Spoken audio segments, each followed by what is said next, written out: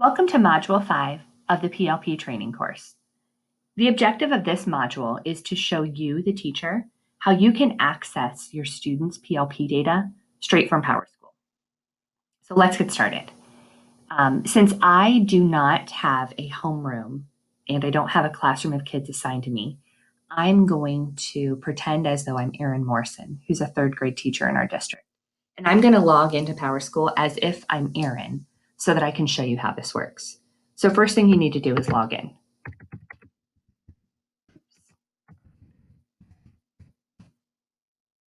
Okay, once you log into PowerSchool, this should look familiar. This is your default homepage. You'll notice you've got all your classes listed over here. And then beside each, homeroom, reading, writing, math, there's all these little different backpacks. Through this backpack is how you access your PLP data. So if you want to look at PLP data for your homeroom, you'd click on this backpack. Let's assume that you're a middle school or high school teacher.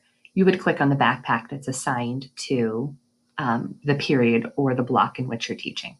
So let's pretend like I'm Erin. I'm going to click on my homeroom backpack. When I do that, all of my students who are assigned to my homeroom show up over here on the left-hand side. So we've got Ava, Allison, Matthew. Let's just pick a child. Let's pick Ava. Okay, up pops Ava's schedule. Now over here on the right-hand side, there's this drop-down menu. It says Select Screens.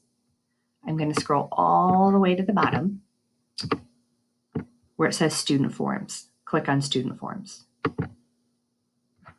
Once I do that, the PLP forms pop up for Ava. Now, as we know from previous modules, there's 6 individual sections of the PLP. That 6th section is blank. So really we're talking about 5 sections of the PLP. I can tell by looking at this that Ava has submitted section 1, but section 2, 3, 4, 5, and obviously 6 are blank. So one benefit of going into the backpack is you can check completion of your students' PLPs. I field a lot of questions where teachers email me and say, I think I have my PLP data, but I may be missing 1 or 2 kids. I'm not sure which kids I'm missing. Can you tell me who I'm missing? I can't tell you that, but you can easily figure that out for yourself by going into the backpack. Let me show you how. So right here, I'm clicked on Ava. I can see she submitted section 1. Allison has submitted section 1. Matthew has submitted section 1. Will has submitted section 1. Clara has submitted section 1. And I can keep clicking on my children in my class to see who has submitted sections of the PLP and who hasn't. Now I can see Olivia, she's got some other sections complete.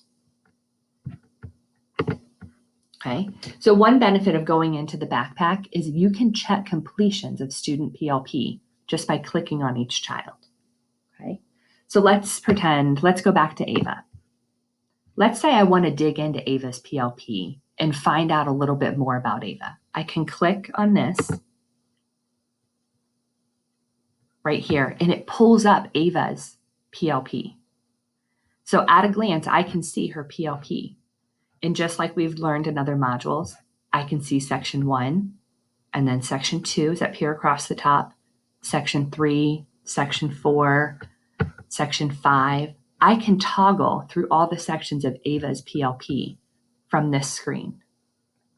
Now, what you cannot do is you cannot see all of your class PLP data at a glance. There's not a report that you can run or a tab that you can select that will show you your whole class data all at one time. I have been exporting that data for you and giving it to you in the form of an Excel spreadsheet so that you can have a holistic look at your class. We're actually going to talk about that holistic look of your class in our next module, Module 6. But we wanted to show you that you do have access to your students' PLP data. You just only can see one child at a time.